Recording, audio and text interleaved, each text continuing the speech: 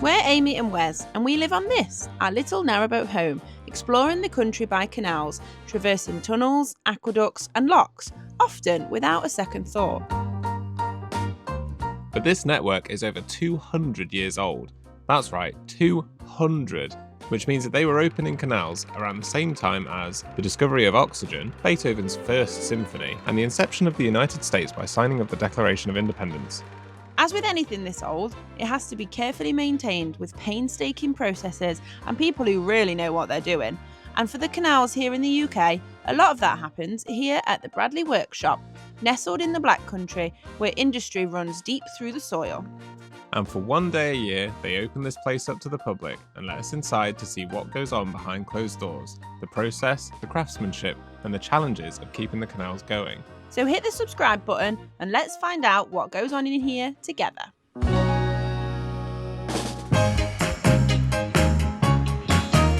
So we're here today on this rainy day at Bradley Workshop, and they do one open day a year. So we had to come, and it's where they make the lock gates for most of the locks. So let's go and have a look.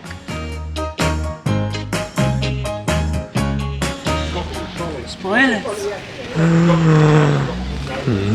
Like Amy said, it's the only open day that they do every year, and we're going on a little tour of the workshop, which I think starts in like 5 minutes or so. We're really excited because we've heard about Bradley Workshop for ages, because I think it's one of the only ones in the country, and they supply lock gates not just for our canals, but it's a pretty big deal, and the craftsmanship that goes into it. So yeah, we actually didn't know about this until yesterday, and we met Starcrafts, and he was like, "Oh yeah, have you seen the thing?" And we were like, "No, but we're coming along anyway." We've just hopped on the bus and we're here. Just having a little look around the stalls while we wait. And it's not just the Canal River Trust here, there's also the Bradley Canal Restoration Society, and they're basically trying to restore the little link between where this factory is and the Warsaw Canal, which is like quite a short stretch with 6 locks. Obviously there's loads of hurdles about like private land ownership, new roads that have been built, so there's like a ton of stuff that they still need to do to get it open, but it's really cool whenever we see organisations trying to get more of the network open. So you can currently get all the way to the workshop here. Just there? And you can come up the Warsaw Canal and get to sort of around here.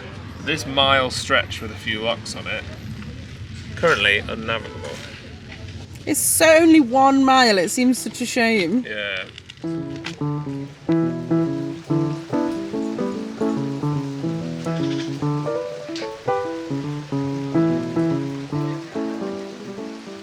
Can't really see any of the other stores because everyone's hiding from the rain, which is fair enough because we're doing the same thing.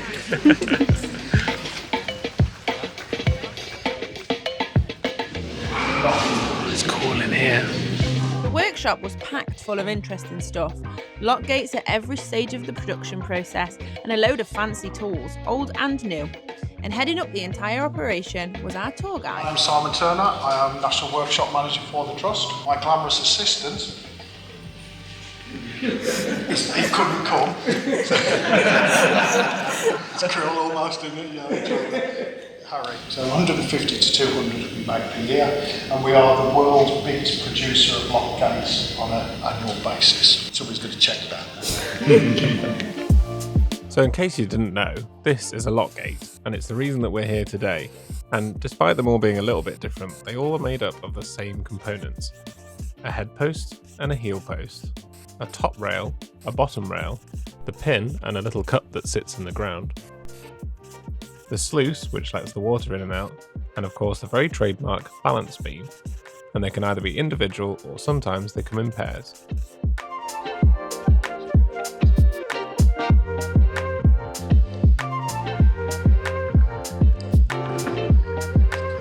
Staffs of Worcester Canal at York Street, down the bottom of the historical basin. These are meant for.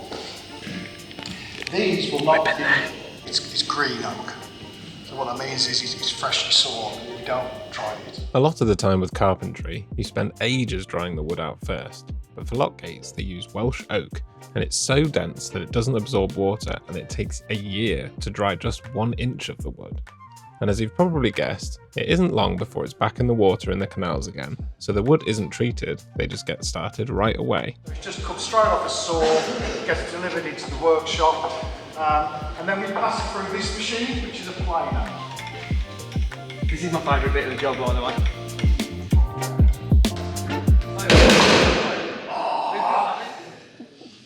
It's really cool to see the process.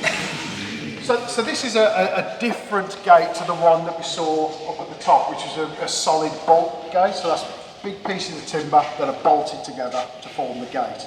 Very, very typical to the Black Country. Not really used anywhere else in the country. This is a different gate. This is a framed gate. You can see there, it's the same though. We have a head and heel. That's the heel, that's the head. Top rail, bottom rail, middle rail. So it's really interesting to see the difference in lock gates that they make. Obviously the bottom gates have to be really long and tall. The top ones don't have to be quite as well. It might be the other way around. But they also make them different per canal. So each canal has got its own style of locks, not only locks, all the little mechanisms in there, and they stick to the heritage of the different engineers. So each one is a bit different, which is pretty cool. This one is from the Shroppie, and apparently this little sailor's hat design is quite unique to the Shroppie. So we'll have to keep an eye out because we're looking forward to doing the Shroppie like fairly soon. We'll have to keep our eyes peeled for that. It's also really interesting because the reason that a lot of the designs and everything are different is basically because each engineer that originally built the gates and designed them thought that their idea was best, and they've just kind of stuck with it. Yeah. So basically what it does, it drills a square hole. We have a four-sided chisel, and in the middle we have an auger or a drill bit. So the machines that they use, they have to find a good mix of efficiency but also heritage. So they need to do things as efficiently as possible to keep the canal moving, but also they like to respect and keep in line with the heritage. So this machine is actually 56 years old and it can't be replaced, and all of the parts are specialised and from Germany, and they don't even make them anymore. And because of that, the parts are replacing them is expensive. So each drill bit is about £2,000 just for that alone. And they don't just make the lock gates for the locks that we go through either, they also make them for like all the other uses along the canal. So this one is basically made in case there's like a breach or there's something wrong with the canal that leads it to flood. And in an ideal scenario, this will never be closed. It's just there just in case, but they still have to make it to the exact specifications and everything. So if it's needed, it's ready to go. Various parts of the canal are elevated on the top of embankments. Those embankments are potentially risky from failure. So what we have to do is each end of that embankment, we put what's called a safety gate in. And this is a safety gate. So hopefully this gate will never ever get closed. Because if it is closed, other than for a test, it means that the canal has failed. And we close that to save potential loss of life, huge damage to property, and obviously to the trust, huge loss of water.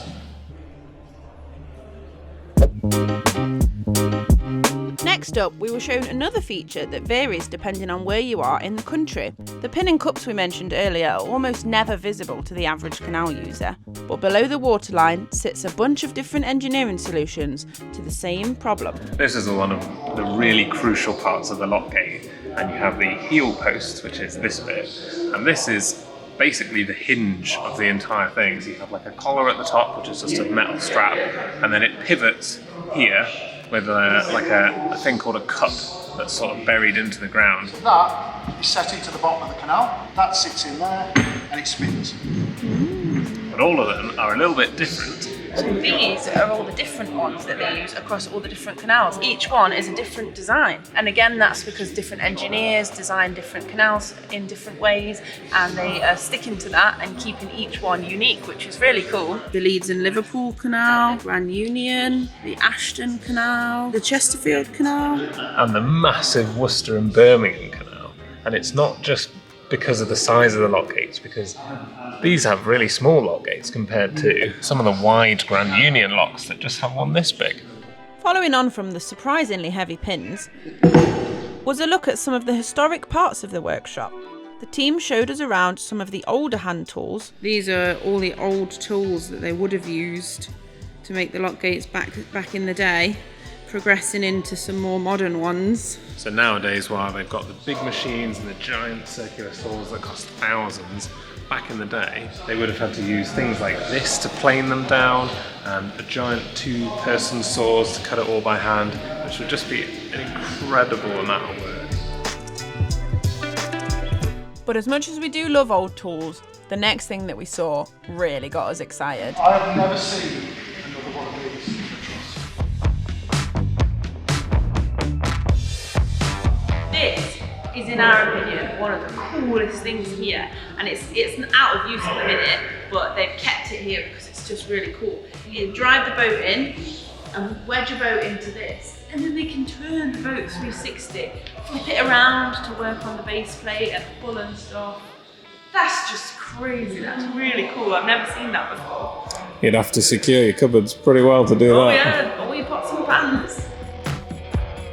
Despite the lack of modern tools, the craftspeople from back in the day would have only taken around 2 to 3 times longer to produce each lock gate, largely thanks to their skill and efficiency.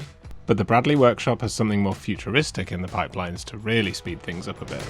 So the question is, where does this lead them in the future? Because obviously they're using some old machines that aren't produced anymore, and eventually they probably will break. So they're going to have to start thinking forwards towards the next technologies. And this is an example of that. So they use this machine to cut out all of the brackets, whereas they would have had to buy them in for about 60 to 100 pounds each, whereas on this machine they can make it for 30. It's basically a plasma cutter that sort of like it's 3D printing but in reverse. And they can cut out all these bespoke parts on here for a much cheaper cost and much quicker as well. This machine has already paid for itself in less than 2 years. So the next machine they were looking into is a CNC machine. The lead guy here was talking to some people who make machines, I don't know, and he was like, And your machine everything I need for a lock gate. And they said yes. and this was all made on the same machine, whereas before it would have taken them multiple machines, or sometimes by hand or ordering parts in, and one machine can do it all.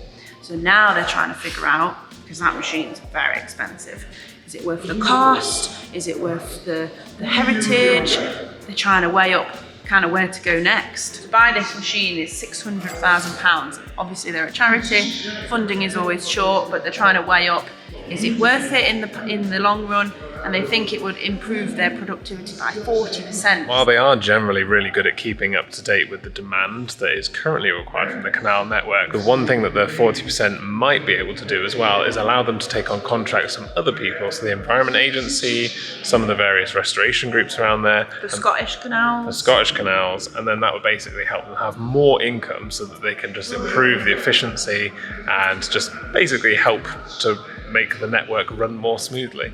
There's a lot more goes into it than just making a lock gate. Then I think sometimes it seems simpler than it is. Really making the time to see what we do.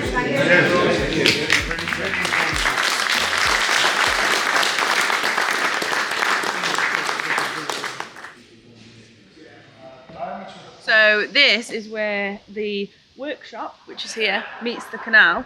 And obviously in the past they would have bought the boats here, loaded the boats up in the dock with the lock gates and stuff like that, and transported them to where they need to be. I think they still do that if the locks that they need are local, but what we've seen now is that they usually will drive them by road on big lorries and then put them on a boat closer, and that's how they'll get them to like the remote locations. Still via boat, but just a little truck in the middle.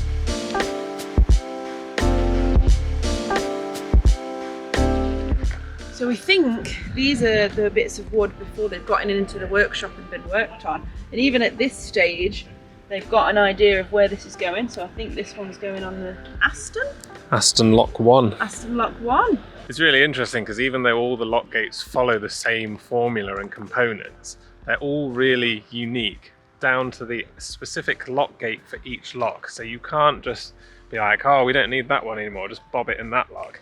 They are super specific. So if they make one and it isn't quite right, then basically they just have to start again. So because they work with green undried oak, they've only got about a year before the wood starts flexing and changing to all the specs. So they can't kind of mass produce them because they can only store them for a year.